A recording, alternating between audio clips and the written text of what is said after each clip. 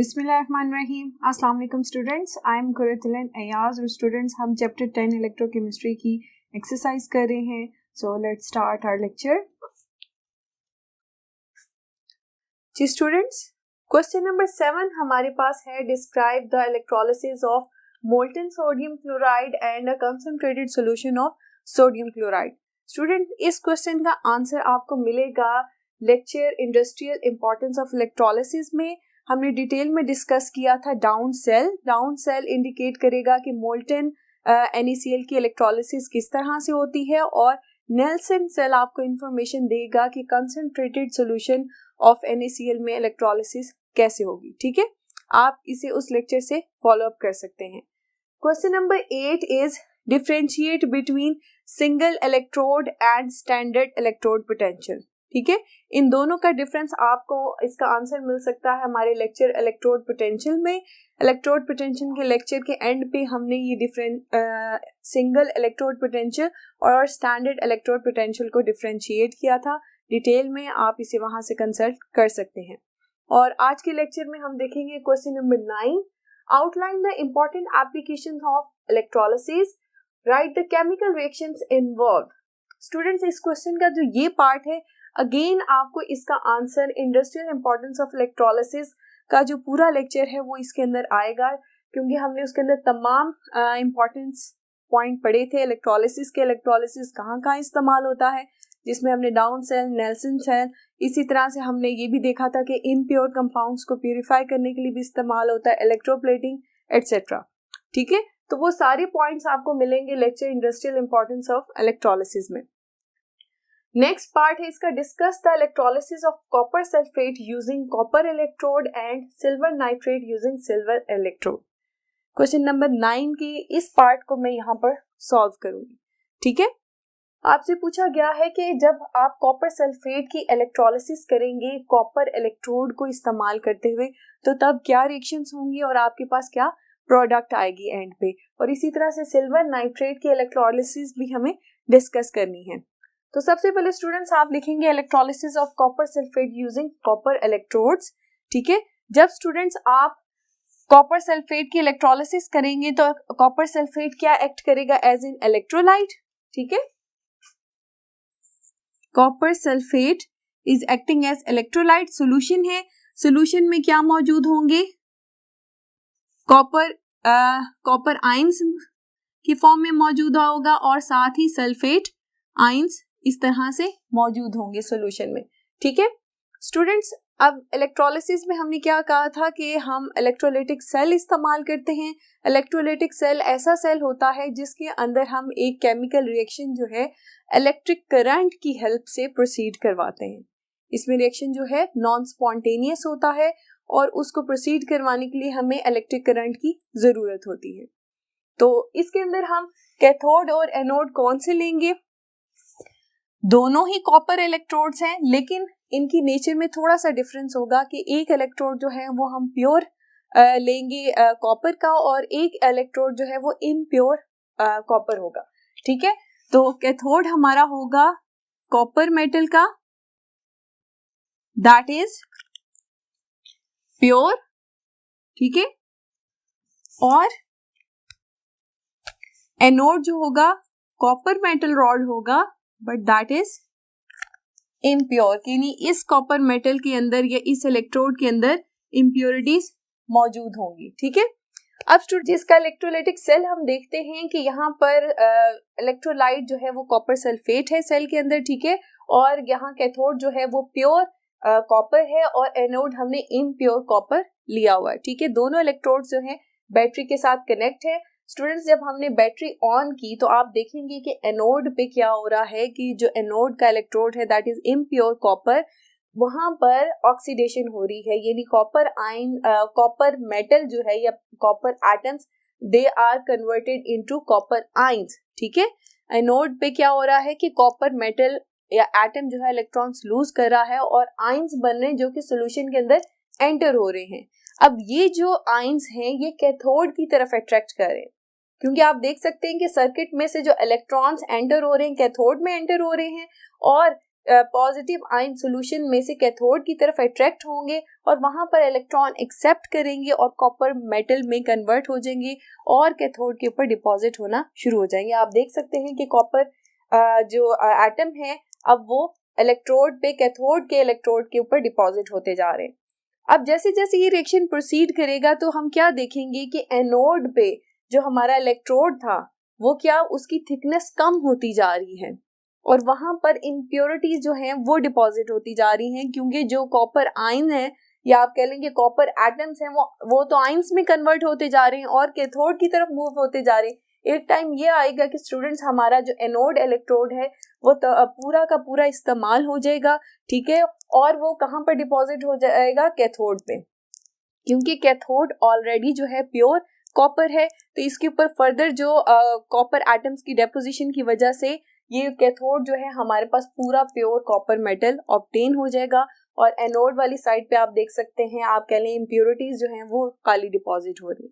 तो स्टूडेंट्स आइए इसका रिएक्शन अब लिखते हैं कि एनोड पे हमने देखा कि क्या हो रहा है, copper solid converted into copper ions, electrons release करते हैं और कैथोड पे क्या हो रहा है, कॉपर आयंस इलेक्ट्रॉन एक्सेप्ट कर रहे हैं और कॉपर सॉलिड में कन्वर्ट हो रहे हैं। ठीक है स्टूडेंट्स, अब यहां पर देखें कि कॉपर आयंस की क्या हो रही है, ऑक्सीडेशन, और कॉपर आयंस की क्या हो रही है, रिडक्शन। ओके, ऊपर कॉपर मेटल या एटम की ऑक्सीडेशन हुई और नीचे कॉपर आयंस की रिडक्शन हुई, ठीक है, और ये सॉलिड बन गया और ये एक्वस में सॉल्यूशन में हमारे पास एड अप होता गया। फर्दर स्टूडेंट्स हमारे पास प्रोडक्ट में क्या आता जाएगा, प्योर कॉपर, जो हमने अभी देखा भी था, ठीक है। Further electrolysis of silver nitrate using silver electrodes, अब इसके अंदर क्या होगा, सेम इसी तरह से हम कैथोड जो है वो सिल्वर ही यूज करेंगे, silver metal, and nature of electrode is pure, यानी कि प्योर मेटल यूज किया है और एनोड हम सिल्वर मेटल ही इस्तेमाल कर रहे हैं लेकिन इम्प्योर, ठीक है। इस इलेक्ट्रोड के अंदर क्या मौजूद होंगी, इम्प्योरिटीज मौजूद होंगी। इलेक्ट्रोलाइट हमारे पास क्या है, सिल्वर नाइट्रेट है AgNO3, और ये किस तरह से आयनाइज हो रहा होगा, silver ions plus nitrate ions, ठीक है। ये हमारे पास इस तरह से सारा सेटअप आ गया है। फर्दर स्टूडेंट्स हम देखते हैं कि अब जब हम इलेक्ट्रोलिसिस सिल्वर नाइट्रेट की करवाएंगे सिल्वर इलेक्ट्रोड्स को यूज करते हुए तो क्या रिएक्शंस होंगे कैथोड और एनोड पे और हमारे पास प्रोडक्ट क्या आएगा। स्टूडेंट्स आप यहाँ पर देख सकते हैं कि हमने सिल्वर नाइट्रेट एज इलेक्ट्रोलाइट लिया है इलेक्ट्रोलाइटिक सेल के अंदर, और इलेक्ट्रोड कैथोड जो है वो प्योर सिल्वर मेटल है, एनोड हमारा जो है इम्प्योर सिल्वर इलेक्ट्रोड है। बैटरी के साथ दोनों कनेक्ट हैं। जब रिएक्शन स्टार्ट हुआ तो आप अगेन देखें कि इम्प्योर इलेक्ट्रोड सिल्वर का, वहां पर क्या हो रहा है कि सिल्वर एटम कन्वर्ट हो रहा है सिल्वर आयंस में, ठीक है, और इलेक्ट्रॉन रिलीज हो रहे हैं। कैथोड पे क्योंकि इलेक्ट्रॉन्स एंटर हो रहे हैं सॉल्यूशन के अंदर तो सिल्वर आयन सॉल्यूशन में से कैथोड की तरफ अट्रैक्ट हो रहे हैं, वन इलेक्ट्रॉन एक्सेप्ट कर रहे हैं और कैथोड के ऊपर डिपॉजिट होते जा रहे हैं। वही प्रोसीजर रिपीट होगा कि बाय द टाइम एनोड पे सिर्फ इम्प्योरिटीज डिपॉजिट हो जाएंगी और तमाम के तमाम सिल्वर आयंस जो है सिल्वर एटम्स में कन्वर्ट होके कैथोड पे डिपॉजिट हो जाएंगे, ठीक है। यानी आपको सिल्वर जो है वो प्योर फॉर्म में मिलेगा as a product electrolytic cell में।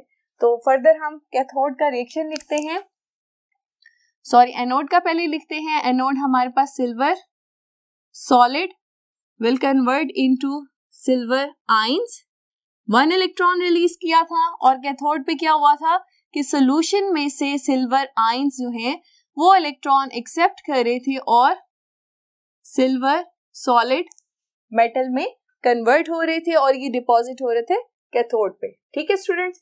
तो ये हमने रिएक्शंस लिखे जो कि इलेक्ट्रोलाइटिक सेल में हो रहे थे, ठीक है। यहाँ पर ये बात कंप्लीट हुई। नेक्स्ट क्वेश्चन की तरफ प्रोसीड करते हैं। Question number 10 is about standard hydrogen electrode. Students इस क्वेश्चन को आप स्टैंडर्ड हाइड्रोजन इलेक्ट्रोड के लेक्चर से कंसल्ट कर सकते हैं। लेक्चर ही आपका आंसर है बेसिकली, उसके अंदर पूरे डिटेल में हमने स्टैंडर्ड हाइड्रोजन इलेक्ट्रोड की कंस्ट्रक्शन मेंशन की हुई है। उसके बाद how it will measure the electrode potential वो भी डिस्क्राइब किया हुआ है। तो आप इस क्वेश्चन को इस टॉपिक से कंसल्ट कर सकते हैं। नेक्स्ट क्वेश्चन की तरफ आते हैं। Question number 11 is the reaction Fe+3 plus silver converted into Fe+2 plus silver ions spontaneous। आपसे पूछ रहे हैं क्या ये रिएक्शन स्पॉन्टेनियस है? इफ नॉट, अगर ये स्पॉन्टेनियस नहीं है, right spontaneous reaction involving these species. पहला क्वेश्चन वो आपसे ये पूछ रहे हैं क्या ये रिएक्शन स्पॉन्टेनियस है या नहीं। अगर नहीं है तो फिर इन्हीं स्पीशीज का स्पॉन्टेनियस रिएक्शन लिखें आप। तो स्टूडेंट्स हम पहले देखेंगे कि यहाँ पर क्या रिएक्शंस हो रहे हैं, ठीक है, इनको सेपरेट करेंगे। आप देख सकते हैं कि सिल्वर जो है वो सिल्वर आयंस में कन्वर्ट हो रहा है। Loss of electrons, it means कि ऑक्सीडेशन हो रही है, तो silver converted into silver ions and इस तरह से इलेक्ट्रॉन रिलीज होगा। मैंने एनोड पे ये रिएक्शन क्यों लिखा, क्योंकि एनोड पे क्या होती है, ऑक्सीडेशन होती है। मैंने आपको एक छोटा सा ट्रिकी सा सेंटेंस याद करवाया था, एन ऑक्स, यानी एनोड पे क्या होगी, ऑक्सीडेशन होगी। तो आप जल्दी से इस चीज को रिमेम्बर कर सकते हैं, कोई मुश्किल बात नहीं है, ठीक है। और कैथोड पे क्या था, red cat, reduction at cathode, ठीक है। तो ये दो छोटे छोटे वर्ड्स हैं जिनको हमने याद करने के लिए इस्तेमाल किया है। स्टूडेंट्स अब जब ऑक्सीडेशन हुई तो ऑक्सीडेशन पोटेंशियल इस रिएक्शन का क्या होगा। हमारे पास सिल्वर जब उसकी ऑक्सीडेशन होती है तो उसका ऑक्सीडेशन पोटेंशियल आता है 0.799 वोल्ट्स, ठीक है। ये ऑक्सीडेशन पोटेंशियल है, ये हमें कहाँ से पता चल सकता है। स्टूडेंट्स आप इलेक्ट्रोकेमिकल सीरीज में इसकी वैल्यू देख सकते हैं कि सिल्वर का ऑक्सीडेशन पोटेंशियल क्या है, ठीक है। ये टेबल है जिससे हमें पता चलता है कि एक गिवन रिएक्शन का ऑक्सीडेशन पोटेंशियल क्या होगा। दूसरी बात स्टूडेंट्स, कैथोड वाला रिएक्शन हम लिखते हैं कि कैथोड पे रिडक्शन होती है और यहाँ पर देखें Fe+3 is converted into Fe+2, it's mean इसकी रिडक्शन हो रही है। तो कैथोड वाले एरिया में हम Fe+3 plus 1 electron and that is converted into Fe+2, ठीक है। अब यहाँ पर रिडक्शन पोटेंशियल होगा, ठीक है। रिडक्शन पोटेंशियल इस रिएक्शन का क्या है, आप इलेक्ट्रोकेमिकल सीरीज से देखें तो आपको पता चलेगा दैट इज -0.44, ठीक है। और रिडक्शन पोटेंशियल हम लिखेंगे इसका -0.44 वोल्ट्स, ठीक है। अब स्टूडेंट्स ये तो हमने जो रिएक्शन था उसके बारे में एक्सप्लेनेशन लिखी कि अगर इस रिएक्शन को हम करवाना चाहें तो एनोड पे क्या रिएक्शन होगा और कैथोड पे क्या रिएक्शन होगा, और उसके रिस्पेक्टिव हमने इलेक्ट्रोड पोटेंशियल्स यहाँ पर मेंशन किए। अब हमारा क्वेश्चन था कि if this reaction is spontaneous और नॉन स्पॉन्टेनियस, तो किसी भी रिएक्शन को ये जानने के लिए क्या ये स्पॉन्टेनियस होगा या नॉन स्पॉन्टेनियस होगा, तो उसके लिए हम क्या कैलकुलेट करते हैं, सेल पोटेंशियल, E0 सेल, ठीक है। सेल पोटेंशियल इसका मेजर करते हैं, वो हमें किस तरह से पता चल सकता है, that is the sum of oxidation potential and reduction potential. E0 oxidation plus E0 reduction, इन दोनों का सम स्टूडेंट्स हमारे पास पॉजिटिव आना चाहिए, ठीक है। इसकी वैल्यू हमारे पास क्या होनी चाहिए, पॉजिटिव होनी चाहिए। अगर पॉजिटिव होगी तो फिर ये रिएक्शन क्या होगा, स्पॉन्टेनियस होगा। अगर इन दोनों के सम की जो वैल्यू है वो नेगेटिव आई तो फिर ये रिएक्शन स्पॉन्टेनियस नहीं हो सकता। तो स्टूडेंट्स आप देखें जब हम इन दोनों वैल्यूज को ऐड करते हैं तो हमारे पास क्या आंसर आता है, -1.23 वोल्ट्स। तो ये वैल्यू तो नेगेटिव में आई है for this reaction, it's mean कि नेगेटिव वैल्यू क्या इंडिकेट कर रही है कि ये रिएक्शन फिजिबल नहीं है, ये स्पॉन्टेनियस रिएक्शन नहीं होगा। अगर हम इसे स्पॉन्टेनियस बनाना चाहते हैं फिर हमें क्या करना होगा, अगर हम चाहते हैं कि ये रिएक्शन स्पॉन्टेनियस हो तो हमारे पास ये जो दोनों पोटेंशियल्स हैं इनकी वैल्यू क्या होनी चाहिए, पॉजिटिव होनी चाहिए। पॉजिटिव कैसे होगी, जब हम सिल्वर का ऑक्सीडेशन की बजाय रिडक्शन पोटेंशियल ले लें और आयरन का रिडक्शन की बजाय ऑक्सीडेशन पोटेंशियल ले लें, यानी इन रिएक्शंस को हम रिवर्स कर दें, ठीक है। यानी Fe+2 आयंस Fe+3 आयंस की हम रिडक्शन ना करवाएं बल्कि Fe+2 आयंस की हम ऑक्सीडेशन करवा दें, तो फिर ये रिएक्शन क्या हो जाएगा, पॉजिटिव में चला जाएगा। इसका रिडक्शन की बजाय हम ऑक्सीडेशन पोटेंशियल ले लेंगे। इसी तरह से सिल्वर आयंस की ऑक्सीडेशन की बजाय हम रिडक्शन करवाएंगे, तो यहाँ पर हम इसका रिडक्शन पोटेंशियल लेंगे, that is same value but opposite in sign. देखते हैं कि स्पॉन्टेनियस रिएक्शन यही हम किस तरह से बनाएंगे। कैथोड पे अब क्या रिएक्शन होगा, क्योंकि कैथोड पे रिडक्शन होगी तो silver ions will accept electrons and convert into silver solid atom, ठीक है। और यहां पर इसका रिडक्शन पोटेंशियल क्या होगा, E0 reduction will be equal to positive 0.799 volts. और इसी तरह से एनोड पे अब हम क्या कराएंगे, Fe+2 की ऑक्सीडेशन, एनोड पे ऑक्सीडेशन होती है, इस तरह से Fe+3 में कन्वर्ट हो जाएगा और 1 इलेक्ट्रॉन रिलीज करेगा, ठीक है। तो यहाँ पर क्योंकि इसकी ऑक्सीडेशन हुई है तो ऑक्सीडेशन पोटेंशियल लिखेंगे। ऑक्सीडेशन पोटेंशियल ऑपोजिट साइन के साथ सेम वैल्यू आएगी, दैट इज पॉजिटिव 0.44 वोल्ट्स। तो स्टूडेंट्स अब इस सेल का जब हम इस रिएक्शन को करवाएंगे तो इस टोटल सेल का सेल पोटेंशियल क्या होगा कि ऑक्सीडेशन और रिडक्शन पोटेंशियल का सम। तो ऑक्सीडेशन पोटेंशियल कितना है 0.44 वोल्ट्स, प्लस करेंगे रिडक्शन पोटेंशियल को 0.799 वोल्ट्स, तो हमारे पास वैल्यू क्या आ जाएगी, पॉजिटिव 1.3 वोल्ट्स। अब देखिए स्टूडेंट्स, अगर आप यही रिएक्शन इस तरह से करवाएंगे तो हमारे पास सेल पोटेंशियल की वैल्यू क्या आ रही है, पॉजिटिव आ रही है। तो पॉजिटिव साइन क्या इंडिकेट कर रहा है कि अब ये रिएक्शन स्पॉन्टेनियस होगा और ये फिजिबल भी होगा, ठीक है स्टूडेंट्स। तो ये क्वेश्चन को हमने पूरी तरह से जस्टिफाई किया है। फर्स्ट स्टेटमेंट भी मेंशन की है कि this reaction is not spontaneous, और स्पॉन्टेनियस के लिए हमने रिएक्शन पूरा दिया है, कैथोड और एनोड पे उसके रिएक्शंस लिखे हैं और इसका सेल पोटेंशियल भी बता दिया है, ठीक है।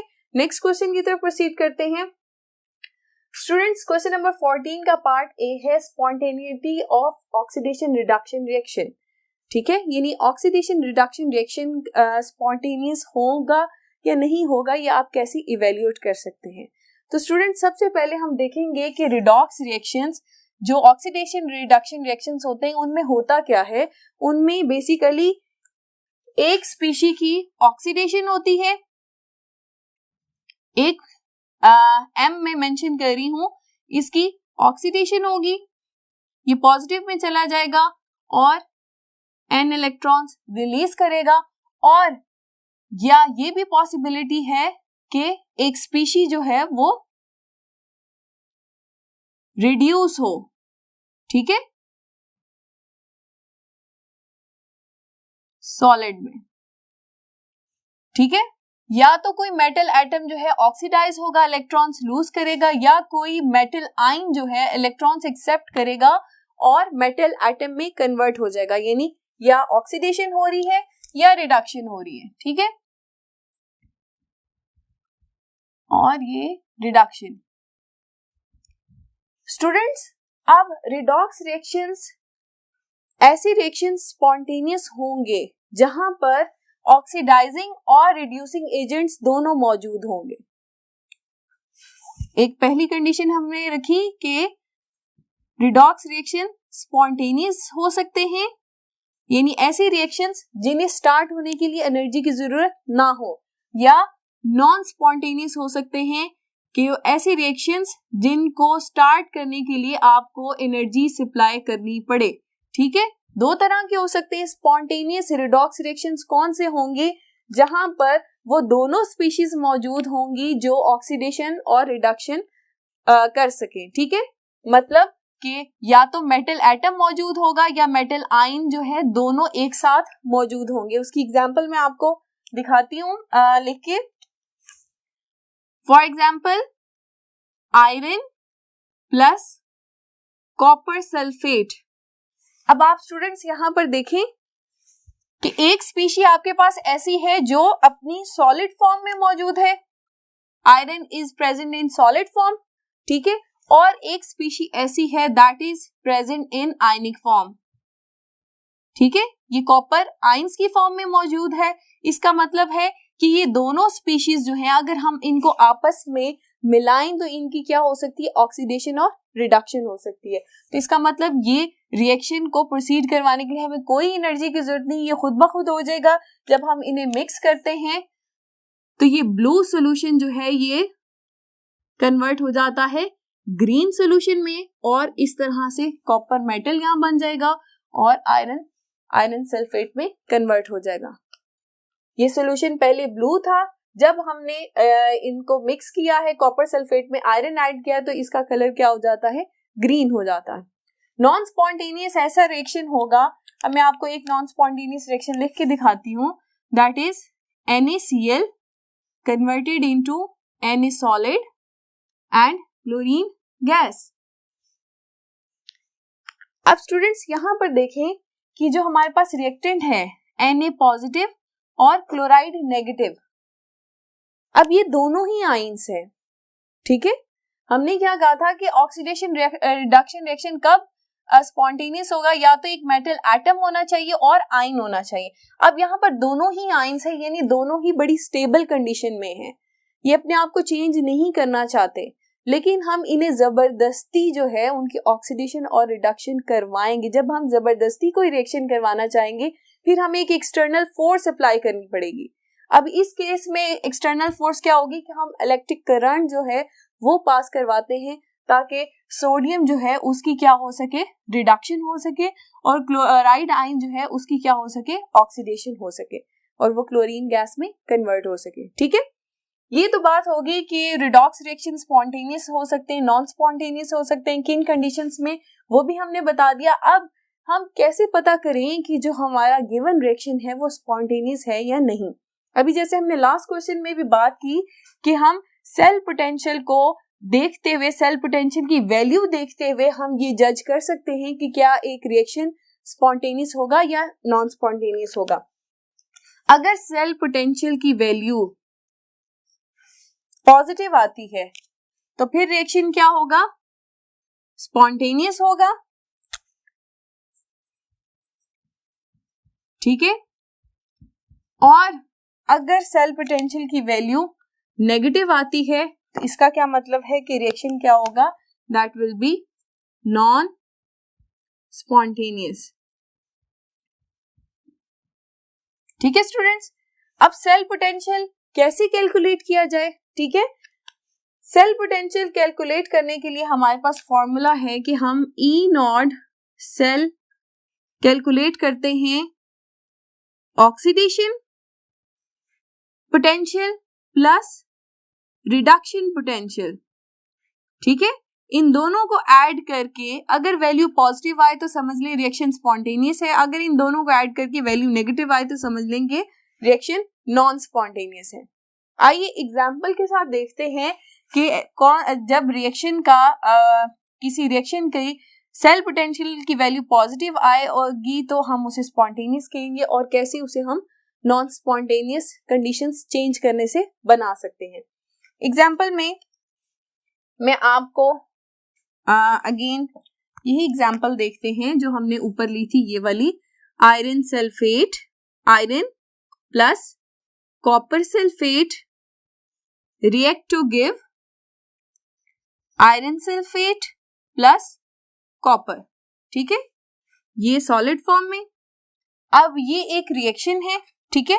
अब स्टूडेंट्स हम इनकी क्या देखेंगे, कैथोड पे क्या रिएक्शन हो रहा है और इसका एनोड पे क्या रिएक्शन हो रहा है। कैथोड पे हम देखेंगे कि रिएक्शन होगा क्योंकि कॉपर आयंस जो हैं कॉपर सॉलिड में कन्वर्ट हो रहे हैं, copper ions converted into copper solid, इस तरह से स्टूडेंट्स, ठीक है।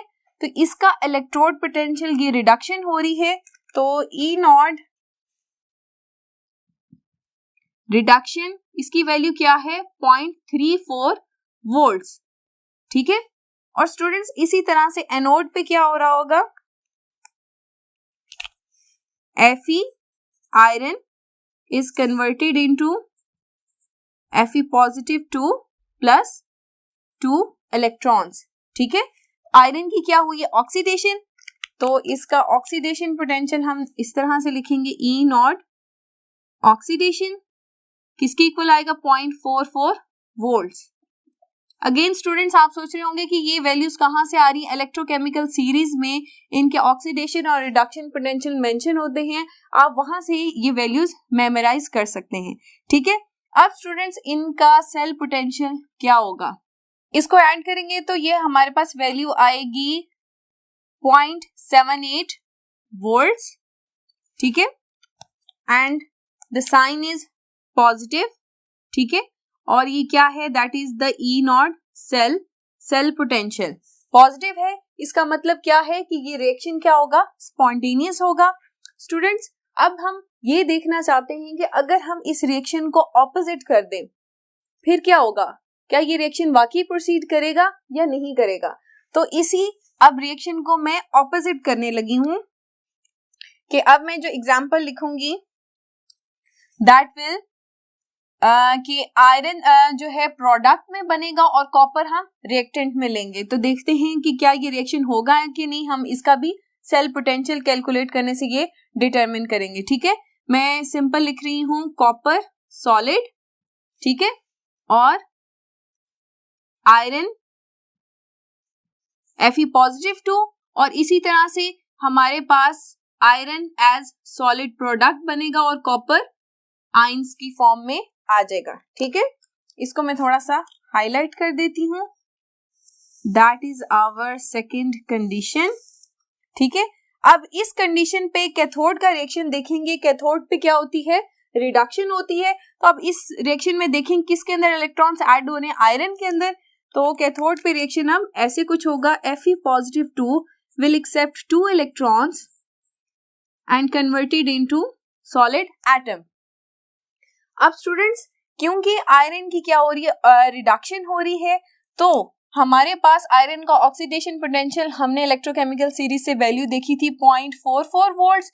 तो ऑक्सीडेशन पोटेंशियल जो होता है वो रिडक्शन पोटेंशियल के वैल्यू उसकी एग्जैक्ट सिमिलर होती है, लेकिन उसका साइन जो होता है वो चेंज होता है। अगर ये वैल्यू पॉजिटिव है तो इसका मतलब है कि आयरन का रिडक्शन पोटेंशियल की वैल्यू क्या होगी, नेगेटिव होगी। तो नेगेटिव वैल्यू हम लिखते हैं E not reduction will be equal to -0.44 volts, ठीक है।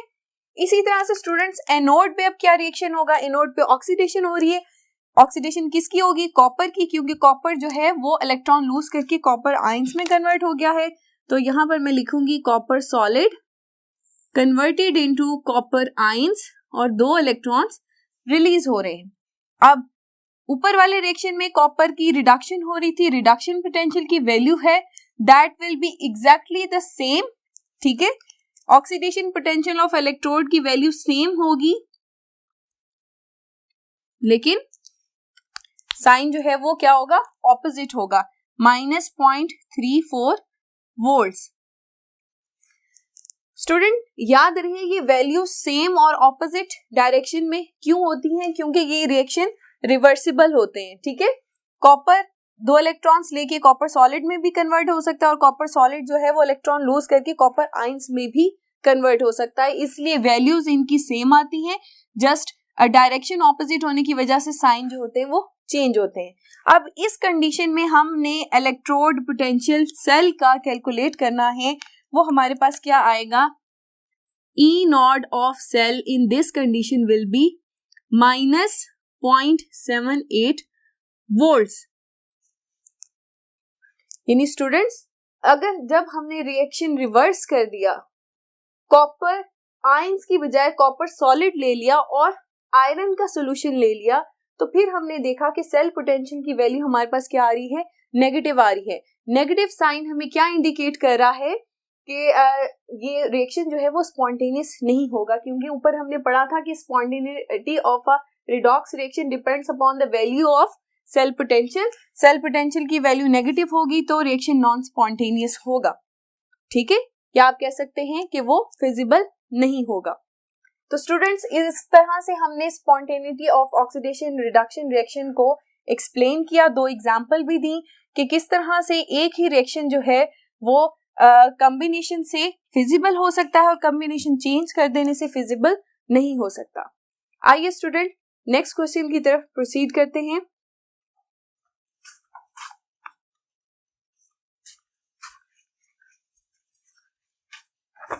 जी students, next question number 15 discuss करेंगे। Will the reaction be spontaneous for the following set of half reactions, what will be the value of cell potential. इस reaction के लिए वो आपसे cell potential की value भी पूछी है, और दूसरी बात स्टूडेंट्स वो आपसे पूछ रहे हैं कि क्या ये रिएक्शन जो हैं वो स्पॉन्टेनियस हैं, क्या ये दोनों रिएक्शंस एक साथ हो सकते हैं। तो स्टूडेंट्स अगर आप गौर करें तो आप देखें कि दोनों रिएक्शंस में क्या हो रहा है, एडिशन ऑफ इलेक्ट्रॉन्स यानी रिडक्शन हो रही है, और आपको इन रिस्पेक्टिव रिएक्शंस के इलेक्ट्रोड पोटेंशियल रिडक्शन पोटेंशियल भी दिए गए हैं। तो दोनों ही रिडक्शन है, तो एक ही टाइम पे ये दोनों रिएक्शंस जो हैं वो फिजिबल नहीं हो सकते।